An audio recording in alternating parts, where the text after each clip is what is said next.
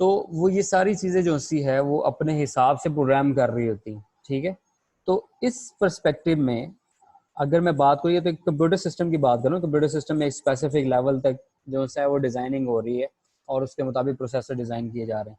लेकिन अगर मैं एक यूनिवर्सल बात करूँ और एक ओवरऑल कह लें कि एक आपके पास कोई और एप्लीकेशंस जो कि इसके अलावा हैं, ठीक है, मेन कंप्यूटर एप्लीकेशन से अलावा एम्बेडेड सिस्टम की दुनिया में चले जाएं, रोबोटिक्स की दुनिया में चले जाएं, एरोनॉटिकल इंजीनियरिंग में चले जाएं, एरोस्पेस पे चले जाएं, तो उसके पर्सपेक्टिव में एक जर्नल सिस्टम डिज़ाइन किया गया जिसके अंदर numbers of mux, numbers of combinational circuits as well as sequential circuits on a single chip basically implemented कर दिए गए, ठीक है। ये उसी में से एक ब्रांच है FPGA, फील्ड प्रोग्रामेबल गेट अरे, ठीक है। अब उसके अंदर क्या किया गया, मैंने आपने सारे कम्बिनेशन सर्किट्स भी पढ़ लिए, आप उससे फेमिलियर है, आपने सिक्वेंशियल सर्किट्स भी पढ़ लिए, उससे भी फेमिलियर है, उसके बेसिक प्रिंसिपल को भी जानते हैं, किस तरह से वर्किंग की, ये सारे मामला हम देखते हैं। अब जनरली अब इसको हम एक कम्पैक्ट व्यू के अंदर देखना चाह रहे हैं कि सारी चीज़ें ऑन अ सिंगल चिप किस तरह से लेके आते हैं और इसको हम प्रोग्रामिंग के थ्रू किस तरह से कंट्रोल करते हैं, ठीक है। प्रोग्रामिंग के थ्रू हम सर्किट्स किस तरह से बनाते हैं। Actually circuits itself simulation basis के ऊपर कुछ नहीं है, वो जस्ट इक्वेशंस होती हैं, ठीक है। हम इक्वेशंस को ऑपरेट करवा के जो है उसकी सिमुलेशंस करवा रहे होते हैं। तो जब हम सिमुलेशंस वगैरह करते हैं, इक्वेशंस वगैरह ड्रा करते हैं अगेंस्ट एनी प्रॉब्लम, तो देन वो उसके लिहाज से क्या करता है, उसका स्कीमेटिक डिज़ाइन करता है, और वो उस लिहाज से जब स्कीमेटिक डिज़ाइन हो जाता है तो फिर उसके अंदर जो सर्किटिंग है ऑटोमेटिकली उन्होंने गेट्स को सिलेक्ट कर लेता है। वो सारी चीज़ें आज हम इंशाल्लाह FPGA के अंदर देखेंगे और इसकी प्रोग्रामिंग के बारे में भी आज हम पढ़ेंगे। तो इसके 3 बेसिक एलिमेंट्स होते हैं जी। एक होता है configurable logic blocks, interconnections just like to be wires, wires होती है, और इनपुट एंड आउटपुट ब्लॉक्स जिसको आईओस बोलते हैं आप, ठीक है। इनपुट एंड आउटपुट्स पिंस होती हैं जहाँ से आपने आउटपुट्स लेनी होती है। ये जो CLBs है ये बड़ा इंपॉर्टेंट है। इन CLBs के अंदर बेसिकली आपके different logic gates, counter, registers and flip flop, और ये also consist of mux, demux, decoder, encoder, combinational circuits as well as sequential circuits. तो मेन वही जो मैं बात कर रहा था कि आप सारी की सारी चीज़ें एक सिंगल बोर्ड के ऊपर ले आते हैं, ठीक है। सारे के सारे अवेलेबिलिटी ऑफ डिफरेंट सर्किट्स जो कि है वो सिंगल चिप के ऊपर आ गया। अब आप क्या करेंगे, अब आपको नहीं पता कि जी मैं इसकी फ्लां पिन से डिकोडर चला दूंगा, मैं इसकी फ्लां पिन से इनकोडर चला दूंगा। अब उसकी पिन्स जो सी है वो यूनिवर्सल है। अब उस पिन को आपने डिकोडर के लिए कैसे करना है, इनकोडर के लिए कैसे करना है, मक्स के लिए कैसे यूज करना है, डी मक्स के लिए कैसे यूज करना है, शिफ्ट रजिस्टर काउंटर्स के लिए कैसे यूज करना है, वो हम प्रोग्रामिंग के थ्रू सिलेक्ट करेंगे। वो इंटरनली कनेक्ट कर देगा सर्किट्स को। बात समझ रहे हैं। अभी जब हम कंप्यूटर सिस्टम पे बैठे हैं, आप भी अपने अपने एंड्रॉयड सिस्टम पे बैठे हैं, मोबाइल चला रहे हैं या अपने कंप्यूटर्स पे आप ये सारा मामला कर रहे हैं, तो उसके अंदर भी क्या है, आपने वो इंस्ट्रक्शंस वो है वो लोड की हुई हैं, उसके मुताबिक जो है आप उसको जो है डिफरेंट कम्बिनेशंस के साथ, ठीक है। मीन आपके कम्बिनेशंस और हैं, मेरे कम्बिनेशंस और होंगे, और होंगे, ठीक है। अब पर्पस हमारा क्या होना चाहिए, मैंने इनकोडर बनाना है, ठीक है, मैंने डिकोडर बनाना है, या मैंने फ्ला विंडोज ओपन करनी है, मैंने फ्ला सर्किट, मैंने फ्ला सॉफ्टवेयर जो है इंस्टॉल करना है।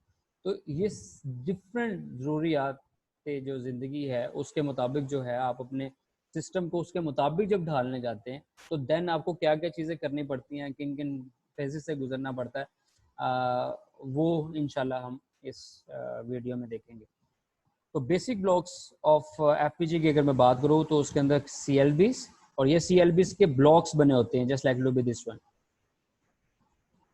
ये डिफरेंट ब्लॉक्स हैं। इन ब्लॉक्स के अंदर जैसे हमने बाइनरी सेल को डिस्कस किया था कि वो एक बिट के लिए, तो यहाँ पे डिफरेंट नंबर ऑफ बिट्स के लिए एक CLBs बनाया जाता है, ठीक है। FPGA के डिफरेंट कैटेगरीज हैं, इनके डिफरेंट टाइप्स हैं, उसमें उतनी फ्लेक्सिबिलिटीज के साथ नंबर ऑफ जो अवेलेबिलिटी ऑफ बिट्स है उसको एक्सेस करने की ताकत होती है, तो वो डिफरेंट होती है। मीन किसी को होगी 16 बिट के हिसाब से एक्सेस करवा सकते हैं, किसी के 32 बिट्स के हिसाब से एक्सेस कर सकते हैं, किसी को 64 बिट्स के हिसाब से एक्सेस कर सकते हैं। तो उस लिहाज से वो उसकी कम्प्लेक्सिटी बढ़ जाती है और प्लस उसके जो सा है फ्लेक्सिबिलिटी भी बढ़ जाती है, ठीक है।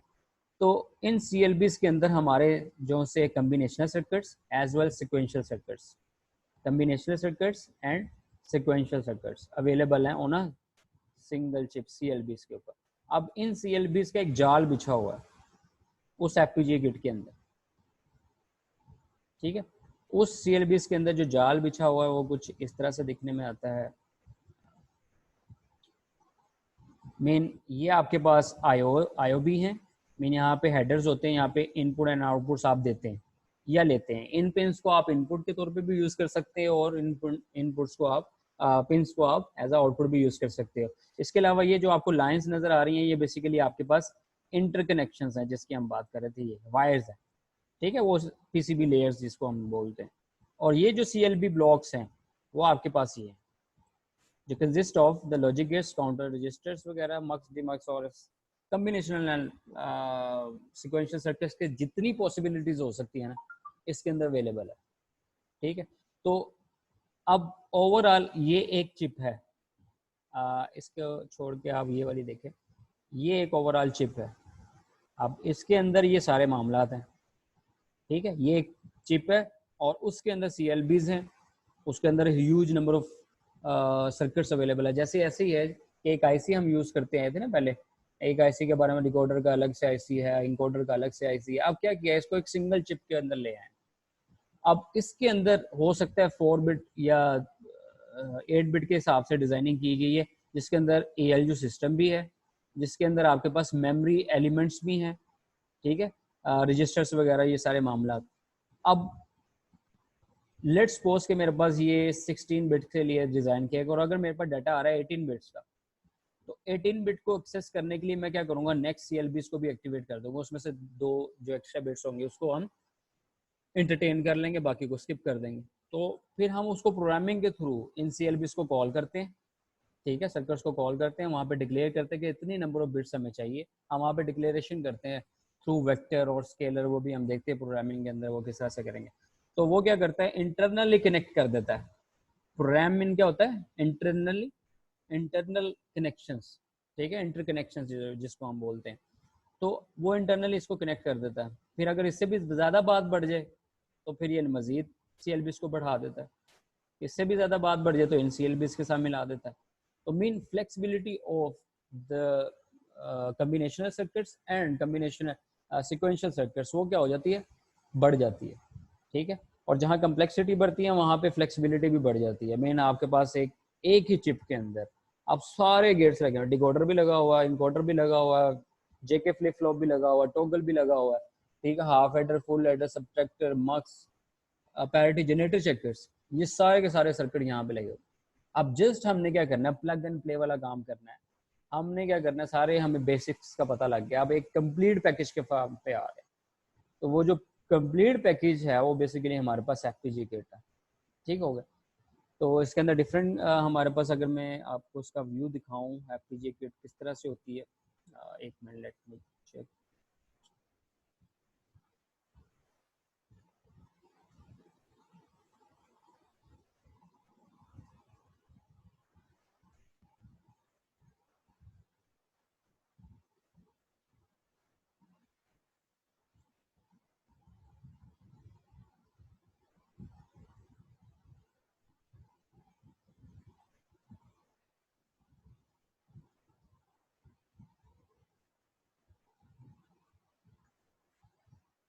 ये डिफरेंट टाइप्स के हमारे पास FPGA ट्रेनर्स हैं, ठीक है। इसके अंदर डिफरेंट आपके पास ICs लगे हुए हैं, ठीक है, जैसे कि ये मेन IC है। अब इसके अंदर CLBs हैं, डिफरेंट CLBs, ठीक है। अगर मैं इसको ओपन करूँ तो आप इसको देख सकें जी। और ये इसकी IOs है जिसकी मैं बात कर रहा था, IOB, ठीक हो गया। ये भी IOBs हैं और ये भी IOBs है। ये मेन IC लगा हुआ, ये IC लगा हुआ, ठीक है। ये डिफरेंट प्रोसेसिंग IC लगे हुए हैं। इस चिप के अंदर आपके बेसिकली CLBs हैं और ये CLBs basically comprises on combinational and sequential circuits, उनके ऊपर बेसिकली आपको लगा। फिर आप इसको कंप्यूटर्स के थ्रू अटैच कर सकते हो और अपना जब भी प्रोग्राम करेंगे उसके अंदर मैं प्रोग्रामिंग लोड करूंगा, मैं इसके अंदर लोड कर दूंगा तो वो क्या करेगा, इंटरनल सर्किट्स को कनेक्ट कर देगा थ्रू VHDL लैंग्वेज जिसकी हम प्रोग्रामिंग करने जा रहे हैं, वेरी हार्डवेयर डिस्क्रिप्शन लैंग्वेज। तो इसके लिए जो कोडिंग की जाती है FPGA किट के लिए, इस कंट्रोलर को संभालने के लिए, इस कंट्रोलर को चलाने के लिए हम जो प्रोग्रामिंग करते हैं वो हम करते हैं HDL के अंदर, VHDL के अंदर, वेरिलॉग हार्डवेयर डिस्क्रिप्शन लैंग्वेज। ठीक है, जो हार्डवेयर को क्या करेगा, डिस्क्राइब करेगा, और उसके इंटरनल कनेक्शंस को बेसिकली हम क्या करते हैं, सिलेक्ट कर लेते हैं, और एज पर आवर रिक्वायरमेंट मैंने एडर्स चलाना है, सबट्रैक्टर चलाना है, या मैंने कुछ भी चलाना है, काउंटर्स वगैरह को डील करना है, तो वो सारे मामला इसको देखेगा। ठीक है, और उसके आउटपुट्स आप लगा के देख सकते हैं, वो आपको दिखा देगा। यहाँ पे इंटरनल स्विच भी लगे, एक्सटर्नल स्विचेस भी लगे हुए हैं, वो भी आप यूज़ कर सकते हैं इन iOS के थ्रू। ठीक है, तो ये एक कंप्लीट पैकेज आपके सामने नज़र आ रहा है। सिंपल एक चिप नज़र आ रही है, जस्ट लाइक भी माइक्रो प्रोसेसर आप देखते हैं। ठीक है, तो वो अपने लिहाज से डिज़ाइन किया गया, और ये एक यूनिवर्सल, वहाँ पे कुछ स्पेसिफिक एप्लीकेशन 64 बिट के लिए डिज़ाइन किया गया, या 32 बिट्स के लिए डिज़ाइन किया गया इन कंप्यूटर सिस्टम, लेकिन यहाँ पे एक फ्लेक्सिबल वे के अंदर मेन यहाँ पे 16 वाले भी हैं, 18 वाले भी हैं, 24 वाले भी हैं, डिफरेंट बिट्स के हिसाब से जो है CLBs बनाए गए हैं, उसको कास्केड करते जाएं तो उतनी ही बिट्स के डाटा को आप इंटरटेन कर सकते हैं। लेकिन ये फॉर एम्बेडेड सिस्टम के पर्सपेक्टिव में डील कर सकते हैं, ये कंप्यूटर सिस्टम के हिसाब से नहीं आप डील कर रहे हैं आप। ठीक है, तो आप उस रेंज से बाहर आ गए। मेन कंप्यूटर एप्लीकेशंस को डील कर सकते हैं, रैम रोम डिजाइनिंग वगैरह कर सकते हैं इससे, लेकिन इससे हम डिजिटल इलेक्ट्रॉनिक्स के जितने भी सर्किट्स हैं वो एंटरटेन करेंगे, ना कि हम इससे कंप्यूटर चलाने की कोशिश करेंगे। ठीक है, लेकिन इसके कुछ पार्ट CLBs के कुछ हिस्से जो है वो कंप्यूटर सिस्टम के अंदर इंस्टॉल होते हैं। ठीक है, तो ये डिफरेंस है थोड़ा सा। तो ये एक सिंपल सी एक किट है जिसके अंदर हम जिसकी आज हम प्रोग्रामिंग भी डील करेंगे। तो चलते हैं प्रोग्रामिंग की तरफ। ये हमारे पास FPGA किट के बारे में था। अब इसको प्रोग्राम कैसे करना है, इसको चलाना कैसे है, वो ज़रा देखते हैं। अच्छा जी, इसको कर लेते हैं।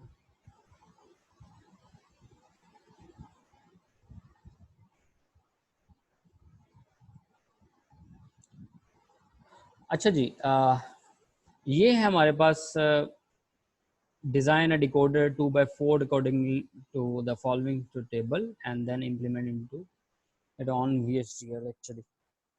तो हमने इसका कोड लिखना है, VHDL के थ्रू इम्प्लीमेंट करना है, और इसके लिए जो सॉफ्टवेयर रिक्वायर्ड होता है वो है Xilinx सॉफ्टवेयर। ठीक है, उसके बारे में भी आपको दिखाया जाता है अभी।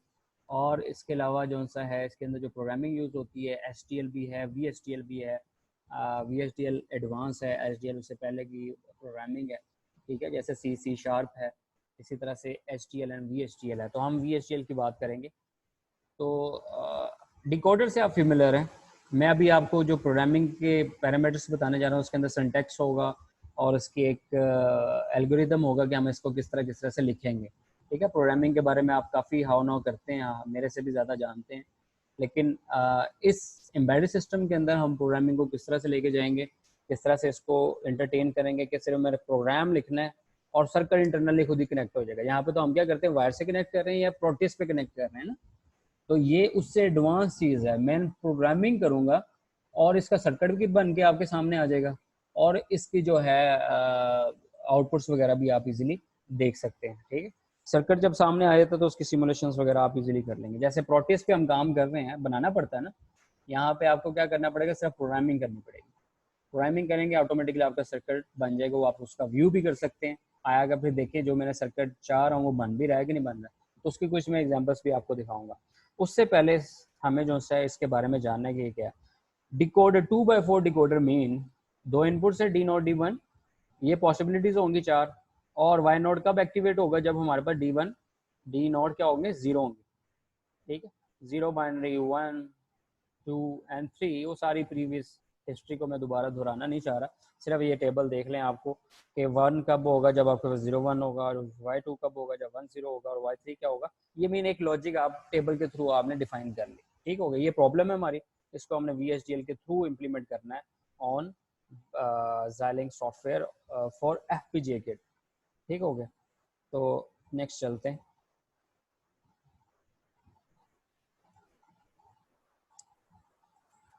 खैर ये अभी मैं इसकी तरफ नहीं जा रहा, ये सॉफ्टवेयर चलाने के लिए होता है। यहाँ से शुरू करते हैं। केस 1, सबसे पहले लाइब्रेरी को डिक्लेयर करना। ठीक है, जिस तरह से आप प्रोग्रामिंग करते हैं उसके अंदर आप लाइब्रेरी को इंक्लूड करते हैं, इसी तरह से इसकी भी लाइब्रेरी है VHDL की लाइब्रेरी IEEE से आप फेमिलियर भी हैं, ये उसी से निकली हुई एक लाइब्रेरी है। अब उस लाइब्रेरी के अंदर जो मेन इंपॉर्टेंट चीज़ें हैं वो है use IEEE.std। std mean standard logic, ठीक है। मैंने कहा था जब शुरू में जब हम बात कर रहे थे कंप्यूटर सिस्टम, जब हम SOPs वगैरह बना रहे थे, SOP या POS, उसके अंदर हमने क्या किया था, एक कैनोनिकल फॉर्म के अंदर कन्वर्ट किया था, मीन एक स्टैंडर्ड फॉर्म में किया था, ऐसे ही है। तो उस स्टैंडर्ड फॉर्म की ये बात कर रहे हैं, मीन ओवरऑल आपका सिस्टम जो है वो स्टैंडर्डाइज है, मीन इसके हर वेरिएबल हर एस्पेक्ट से कंप्लीट है। तो ये स्टैंडर्ड लॉजिक बेसिकली डिफाइन की गई है, IEEE स्टैंडर्ड लॉजिक 1164.all। ये बेसिकली डिज़ाइन लाइब्रेरी इंक्लूड करने का मकसद ये है कि इसके अंदर ऑल द सर्किट्स, ठीक है, डिफरेंट नंबर ऑफ आईसीज के साथ वो क्या है सिलेक्ट कर ली गई। एक उसका कोड है और इसके अंदर सारे यूनिवर्सल गेट्स और ये वो सारे मामला, एंड और गेट, एक्सक्लूसिव और गेट, सारे के सारे on a single chip include कर ली गए, ठीक है।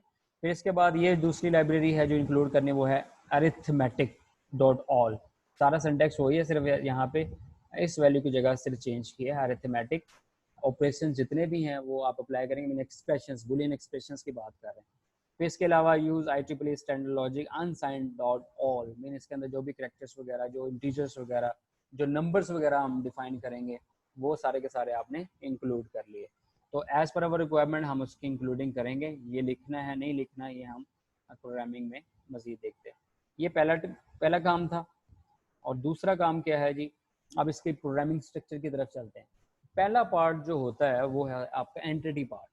आप लिखेंगे entity part, entity decoder is you have to define your variables first, mean input and outputs को डिक्लेयर करना है with respect to variables। कोई भी वेरिएबल ले लें आप। अब हमने उस टेबल के अंदर जो वेरिएबल लिए थे D1 D0, Y3 से Y0 लिए थे, आप कुछ भी ले सकते हैं। अब D0 D1 क्या है, वो है एज ए इनपुट, तो मैंने यहाँ पे as a input standard underscore logic define कर दिया, तो ये एज ए इनपुट डिक्लेयर कर दी। एक यहाँ पे ब्रैकेट लगाई, पोर्ट मीन वो जो आप वहाँ पे सिलेक्ट कर रहे हैं, जिस रीजन को आप सिलेक्ट कर रहे हैं, ठीक है। तो अब वो पोर्ट खुद ही सिलेक्ट हो जाएगी, इंटरनली कनेक्ट कर देगा D1 को एज ए इनपुट, किसी भी इनपुट के साथ वो क्या कर देगा, एज ए इनपुट कर देगा। D0 को आपने कंसिडर किया, वो भी इनपुट कंसिडर होगी। अब यहाँ पे आउट नहीं आ सकती। Y3 से Y0 को आपने क्या किया, आउट। बाकी इसका जो सिंटैक्स है वो just like with the same, std underscore logic, std underscore logic, ये सारे के सारे वैसे के वैसे है। ब्रैकेट क्लोज की, आगे सेमीकोलन, एंड डिकोडर, ठीक है। ये इसका क्या है syntax. Entity part decoder is, ये इसके सिंटैक्स का हिस्सा है, इसको आपने लिखना है। मीन ये भी उसकी कंपाइलेशन में आता है, ठीक है। तो आपने इसको ये नहीं कि एंटिटी डिकोडर जस्ट लिख देंगे तो वो नहीं समझेगा। एंटिटी डिकोडर इज करेंगे, देन वो कहेगा इक्वल टू दिस ऑपरेशन, ठीक है। तो वो दिस ऑपरेशन को क्या करेगा, कंसिडर करेगा। एंड डिकोडर करूंगा तो मैंने ओवरऑल जो ऊपर वाला आपने एरिया कंसिडर किया था वो सारे का सारा एंड होगा। तो ये फर्स्ट केस है कि मैंने डिकोडर की इनपुट एंड आउटपुट्स को डिक्लेयर कर दिया। अब वेरी नेक्स्ट स्टेप इज इसका आर्किटेक्चर बिहेवियर, ठीक है। आर्किटेक्चर पार्ट के अंदर मीन अब इसकी इक्वेशंस के मुताबिक हमने इसका बिहेवियर को चेक करना है। मीन अब किसी भी सर्किट का बिहेवियर कैसे पता लगता है, उसकी इक्वेशन से पता लगेगा। मीन जो इक्वेशंस होंगी उस हिसाब से उसका ग्राफ आएगा ना, उसी हिसाब से उसकी आउटपुट्स आएंगी, ठीक है। जिस तरह से हम टाइमिंग डायग्राम्स वगैरह देखते हैं डिफरेंट। तो अब उस architecture behaviour of decoder is begin, ये भी इसके आर्किटेक्चर का पार्ट है, प्रोग्रामिंग का पार्ट है। You have to define, you have to write up these lines architecture behaviour. Mean इसमें केस सेंसिटिव का कोई इशू नहीं है, चाहे आप इसको छोटे से लिख दें बड़े से लिख दें, इसका कोई इशू नहीं है, ठीक है। केस सेंसिटिव नहीं है। फिर इसके अलावा ये Y0 is less than equal to कब होगा, जब हमने कहा था ये 0 0 हो। तो 0 को उन्होंने किस तरह से डिफाइन किया, not D0 and not D1, ठीक है। नॉट लगाने का मतलब ये है कि क्या है, कंप्लीमेंट के साथ, ठीक हो गया।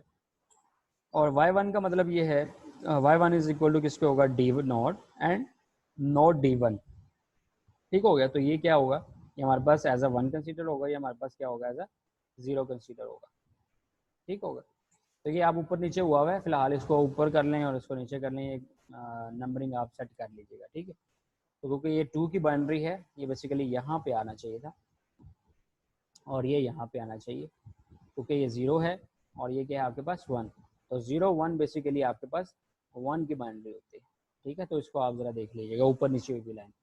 और y3 इज इक्वल टू क्या होगा, दोनों क्या है 1 1 bracket close semicolon and behaviour, ये इसके कोड का पार्ट है, ठीक है। तो डिकोडर एंटिटी पार्ट के अंदर मैं बात करूँ तो एंटिटी पार्ट के अंदर आपने वेरिएबल को डिक्लेयर किया था,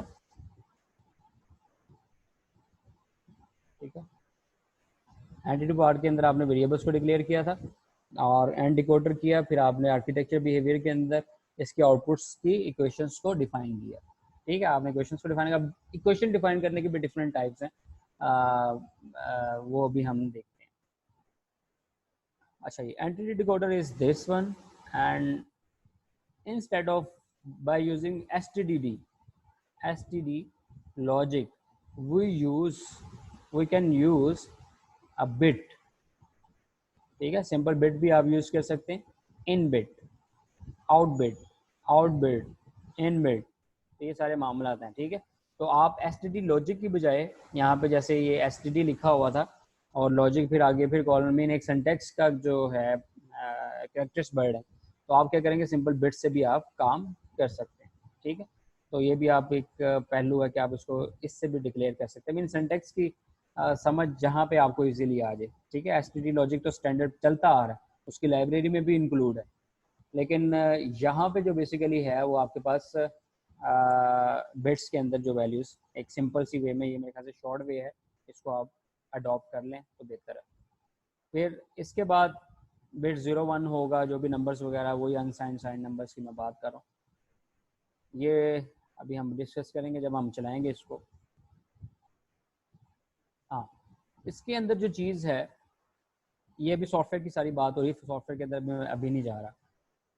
यहाँ पे है केस 2, केस अभी 1 डिस्कस कर रहे थे, अब केस 2 की बात कर रहा हूँ कि इन केस ऑफ, अभी जो मैंने पहला केस डिस्कस किया था उसके अंदर वो हमने एज अ स्केलर वैल्यूज के तौर पे काम किया था, ठीक है। स्केलर मीन मैंने हर इनपुट्स एंड आउटपुट्स को अलग अलग से डिफाइन किया एंड डिकोडर किया।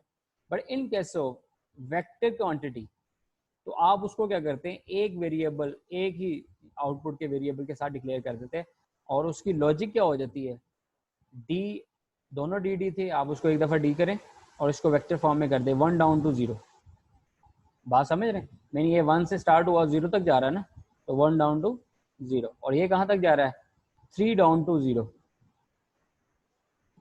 ठीक है। और यहाँ पे सिर्फ आपने क्या लिखना है, वेक्टर लिखना है, जस्ट यहाँ पे इन std लॉजिक लिख रहे थे ना, और वहाँ पे हम ब्रैकेट क्लोज करके तो उसका वो कर रहे थे, सेमीकोलन लगा के फारिग कर रहे थे। तो अब उसकी जगह पे, इसकी जगह के ऊपर हमने क्या किया, इसको इस फॉर्म में कन्वर्ट कर दिया, ठीक हो गया। तो डी एक वेरिएबल डिक्लेयर कर दिया, डी के अंदर अब ये दोनों चीज़ें हैं, अब इंटरनली वो खुद ही इसको सिलेक्ट कर लेगा डी के कितने बिट्स हैं इनपुट्स के ऊपर, ठीक है। वो 2 हैं, 3 हैं, 4 हैं, कितनी है वो उसको सिलेक्ट कर लेगा। इसी तरह से आउटपुट्स की बिट्स को 3 डाउन टू 0, तो वो ऑटोमेटिकली काउंट डाउन करेगा 3 टू 0, ठीक हो गया। तो हमने इसी सीक्वेंस से रखा हुआ, और एंड डिकोडर कर ले। तो ये वाला पार्ट एज अ वेक्टर के तौर पर अगर मैं बात करूँ तो ये हमारे लिए ज़्यादा कन्वीनियंट है, ठीक हो गया। तो आप जो सा मेथड अप्लाई करना चाहें आप कर सकते हैं, ठीक है। ये डिफरेंट फ्लेक्सिबिलिटीज़ और डिफरेंट रूल्स आपके सामने अवेलेबल हैं। फिर इसके बाद जो चीज़ आती है वो भी हम देखते हैं।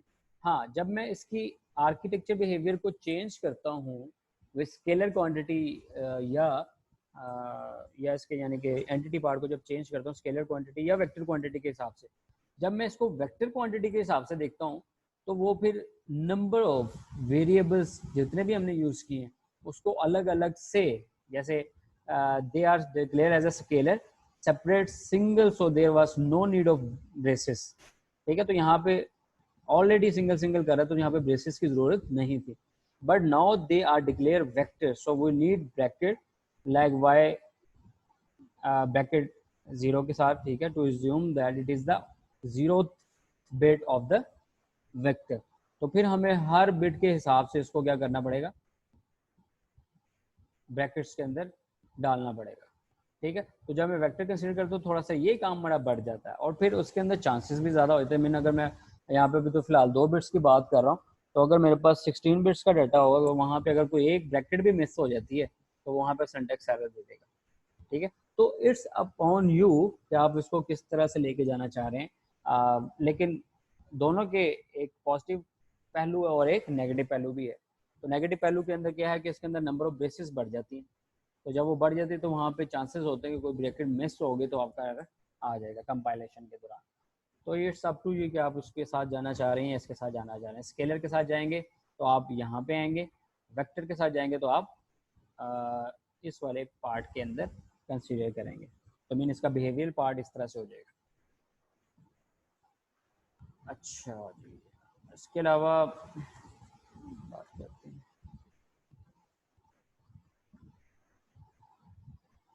अच्छा, use of select command. Using select command architecture part can also be written as. जी, आर्किटेक्चर बिहेवियर के अंदर अगर मैं सिलेक्ट कमांड डी कर लूँ ना ऐसे कि when D select mean as input को मैं सिलेक्ट कर लूँ, कैसे कि y एक ओवरऑल आपने इसको देख लिया, ठीक है, y is equal to less than. अब ओवरऑल जब तक ये एंड नहीं होता तब तक ये सेमीकोलन, वैसे कोमा नहीं तो सेमीकोलन, ठीक है। तो ये यहाँ से यहाँ तक का एक कोड पूरा होगा। मैंने स्लोप को वो कंसीडर करेगा यहाँ तक। अगर मैं यहाँ पे लगा देता हूँ तो वो यहीं तक कंसीडर करेगा। अगर मैं यहाँ तक लगा देता हूँ वो यहीं तक लूप को कंसीडर करेगा, ठीक है। तो इस सेमीकोलन का मतलब ये है कि आप यहाँ तक की वैल्यूज को देख रहे हैं। फिर 0001 मेन आपने y नोड की वैल्यू को सिलेक्ट कर दिया। 001 when 00 0001 0010 तो कब होता है? जब आपके पास y1 होता है। और ये कब होता है? जब आपके पास y2 होता है। और ये कब होता है? जब आपके पास क्या होता है? y3। And 000 when others mean ये तब की बात है जब आप ना तो क्लॉक पल्स दे रहे हैं ना कोई इनपुट एंड आउटपुट्स दे रहे हैं, तो तब ये केस वाला आता है। तो सिलेक्ट लाइन के थ्रू हम ये काम कर लेते हैं। Remember here we use 000 when others because as input are declare as a STD logic, so there are other options like z w etc apart from 0 और 1 कैन बी कंसीडर, ठीक है। तो अभी वो पीछे वाली जो स्लाइड्स गुजरी हैं उसके अंदर वो जी और डब्ल्यू डिफरेंट वैल्यूज के साथ आपने देखा था। आप उसकी वैल्यूज को भी यानी कि डिक्लेयर कर सकते हैं। यहाँ पे तो हम वाई वगैरह के साथ लेके जा रहे हैं, तो आप उसके साथ भी कंसिडर कर सकते हैं। तो ये था सिलेक्ट लाइन की ऑप्शन। मीन आर्किटेक्चर बिहेवियर में सिर्फ अप्लाई करेंगे आप, तो आप इसके थ्रू भी जा सकते हैं। नहीं तो आपको सिंपल अगर समझ आ रही तो सिंपल के साथ ही जाएँ। ये एडवांस वर्जन के अंदर आता जाएगा। जब जब आप इसको करते जाएंगे प्रैक्टिस, देन आपके पास ये कैपेबिलिटी आती जाएगी कि आप इसको मज़ीद इन्हेंस करते जाएं कि सिलेक्ट लाइन कैसे यूज़ करनी है, इसका पर्पस क्या है। जैसे आप डिफरेंट प्रोग्रामिंग के अंदर पॉइंटर्स अरे कब यूज़ करना है, इंटरप्ट कब लगाना है, ठीक है, तो लूप कब लगानी है, फॉर लूप कब लगानी है, वाइल लूप कब लगानी है, ये सारे मामला तब भी देखते हैं जब एज पर योर रिक्वायरमेंट। तो सिग्निफिकेंस ऑफ सिलेक्ट लाइन आप सिंपली दे सकते हैं कि जो टेबल होगा ना उस हिसाब से आपने क्या किया हुआ उसकी आउटपुट्स को डिफाइन करना। अब यहाँ पे क्वेश्चन लिखने की जरूरत नहीं है, वो कह रहा है 00001 व्हेन 00, सिंपल था ना। तो इसलिए ये method as compare to previous slides ये क्या है, ज़्यादा इजी है। तो वो बताने का मकसद सिग्निफिकेंस उसकी ये है, ठीक है। अच्छा, ये टेस्ट बेंच वेव फॉर्म है, ये भी हम देखेंगे डिकोडर के हिसाब से एतबार से किस तरह से ये इनपुट है और ये आउटपुट है वेक्टर के लिए। और ये इनपुट एंड इनपुट्स थी, उस लिहाज से y की वैल्यू कब हाई होगी, ये एक सीक्वेंस होती जा रही है। जो भी वैल्यूज़ आप दे रहे हैं उस हिसाब से ये 1 1 फिर 1, यानी कि वही डायगनली क्या हो रहा है, 1 1 हो रहा है। y3 हुआ, y2 हुआ, y1 y0, इस तरह से चलता रहेगा मामला। इसकी टेस्ट बेंच में वेव फॉर्म भी हम देखेंगे, ज़ैलिंक्स के ऊपर बनी हुई है, ठीक है। तो उसके अंदर भी हम जाएंगे तो देख लेंगे सारे मामले। इसके अलावा इंटीजर्स और ये सारे नंबर्स वगैरह के बारे में बताया गया, थोड़ी सी इंफॉर्मेशन इसको आप देख सकते हैं। इंटीजर रेंज के साथ अगर मैं डिक्लेयर करता हूँ तो उस केस के अंदर यहाँ पे फिर आप उसका जो सिंटेक्स है थोड़ा सा चेंज हो जाएगा। डे इज इक्वल टू 0 यहाँ पे डिफाइन करना पड़ेगा बार बार, ठीक है। और ये एल्स लगा के लास्ट लूप के अंदर इसको ख़त्म कर दें। ये यहाँ से स्टार्ट हो रही है और यहाँ पे ख़त्म हो रही है, यहाँ पे कोई कोमा नहीं है और ये एल सिर्फ और सिर्फ इसकी तरफ ही आ रहा है डायरेक्ट, ठीक हो गया। तो आप इसको भी कंसीडर कर सकते हैं। इसके अलावा सिग्नल एक बड़ी इंपॉर्टेंट चीज़ है। A name given to an internal connections in a VHDL architecture. Mean एक इक्वेशन बहुत लंबी है, उस इक्वेशन को कहीं ऊपर डिक्लेयर कर दो जिसने बार बार नीचे किसी एक्सप्रेशन के अंदर लिखा जाना, ठीक है, तो उसको कहते हैं हम सिग्नल। कि हमने एक सिग्नल दे दिया है, मैंने एक इनपुट इंटर कनेक्शंस कर दिए हैं कि अब जब भी इसकी कॉल करेंगे, हम इसको कॉल करेंगे तो वो वाला सर्किट पूरे का पूरा कनेक्ट हो जाएगा, ठीक है। अब इसकी एग्जांपल क्या है वो भी हम देखते हैं। इसकी internal connection, so it is a signal. ये अभी ज़रा देखते हैं ये क्या मामला कह रहा है। अगर यहाँ पे बात करें तो ये जो कनेक्शन है इसका इसके साथ मिलना और इसकी इसकी आउटपुट के साथ मिलना, यहाँ पे कोई भी इक्वेशन बनेगी, तेरी बात है, ये a प्लस बी बनेगा, ये b प्लस सी बनेगा, ये a प्लस बी या c प्लस बी जो है ये सिग्नल के तौर पे काम करना शुरू कर देगा। मीन अब यहाँ पे मैं वो कह रहा है कि या तो a और b है एंड b और c, we can write the equation of this system in VHDL as this one, ठीक है। मीन इसकी इक्वेशंस को हम यूँ लिख सकते हैं। Now if we will write these equation directly then why to mess with signals, significance of signals will come later, for the time begin being just member signals ये अभी हम टाइम टू टाइम देखेंगे इसकी कहाँ कहाँ पे implementation आ रही हैं, लेकिन अभी फिलहाल जो सा है इसकी हम मोटी मोटी एग्जांपल्स को अभी आपके सामने पेश करने लगे, उसके अंदर आपको पता लग जाएगा सिग्नल बेसिकली करने क्या जा रहा है। ये है जी आपके सामने कोड फॉर फुल एडर्स, ठीक है। फुल एडर क्या था, फुल एडर के अंदर तीन इनपुट्स हैं ए बी सी इन। अब इसके कोड की भी आपको सामने समझ आ जाएगी, ए बी सी इन इसके इनपुट्स हैं, ये इनपुट डिक्लेयर कर दिए, सम आपके पास आउटपुट है, सी आउट आपके पास आउटपुट है, एंड फुल एडर्स। मैंने उसके नाम से जो आपने सेव किया होगा ना नाम, उस लिहाज से आपने इसको एंड कर देना। मीन जिस नाम से मैं फाइल सेव करता हूँ उसी नाम से मैं इसको एंड कर देता हूँ। फिर architecture behaviour of full adder is, अब इसके अंदर जो चीज़ आ रही है ना वो इक्वलिटी आ रही है, वहाँ में हम कहते हैं इस बिगन, उस बिगन से पहले पहले हम यहाँ पे एक सिग्नल डिफाइन कर देते हैं just like to this one. यहाँ पे जो वैल्यूज आ रही है वो आ रही है S1 इज इक्वल टू, यहाँ पे डिफाइन कर दिया है A एक्सक्लूसिव और B, क्योंकि ये जो गेट है किसका लगा हुआ है, एक्सक्लूसिव और B का लगा हुआ ना। तो अब इसकी आउटपुट को मैं बजाय कि C in exclusive A exclusive और B लिखूँ, मैं वहाँ पे क्या लिखूँगा, एक्सक्लूसिव और S1। मीन ऐसे ही जो मैथमेटिक्स के अंदर जैसे आप वेरिएबल डिक्लेयर कर देते हैं, किसी इक्वेशंस को कहते थे let's suppose is equal to A, जैसे हमने इसकी जब फुल एड्रेस को जब सोल्व किया था तो वहाँ पे हमने इसको एक्स वाई से रेफर कर दिया था और बाद में उसको एक्सपेंड कर दिया था। तो इसी तरह से यहाँ पे भी वो सिग्नल्स को कह रहा है कि जैसे आपने वहाँ पे किया था तो यहाँ पे भी सिग्नल्स आप अप्लाई कर सकते हैं। नाम डिक्लेयर कर दो कि signal S1 colon STDG TD underscore logic, यहाँ पे डिक्लेरेशन होगी सिग्नल की। और सिग्नल इनिशियलाइजेशन कहाँ पे करनी है, अब यहाँ पे आप बता दें बिगन के बाद इनिशियलाइज कर दो कि मैंने S1 किसके इक्वल कर दी है, मैंने S1 इक्वल कर दी है A एक्सक्लूसिव और B। इंटरनली सर्किट अब कनेक्ट हो जाएगा एक्सक्लूसिव और B का। अब सम की क्वेश्चन के अंदर A एक्सक्लूसिव और B एक्सक्लूसिव और C इनकी क्वेश्चन आती थी ना, याद हो अगर आपको, तो अब मैं बजाय कि A एक्सक्लूसिव और B दोबारा लिखूँ तो मैं क्या करूँगा, S1 लिख दूंगा, सिंपल। ये सिंपल सी एग्जांपल्स है। मीन अब नंबर ऑफ वेरिएबल्स बढ़ जाए ना तो जाहिर बात है वहाँ पे फिर नंबर ऑफ वेरिएबल्स के हिसाब से आपको डिक्लेरेशन करनी पड़ेगी। तो उससे बचने के लिए, ये तो अभी सिर्फ 2 इनपुट्स की बात कर रहा है, अगर नंबर ऑफ इनपुट्स 10 15 12 या सो ऑन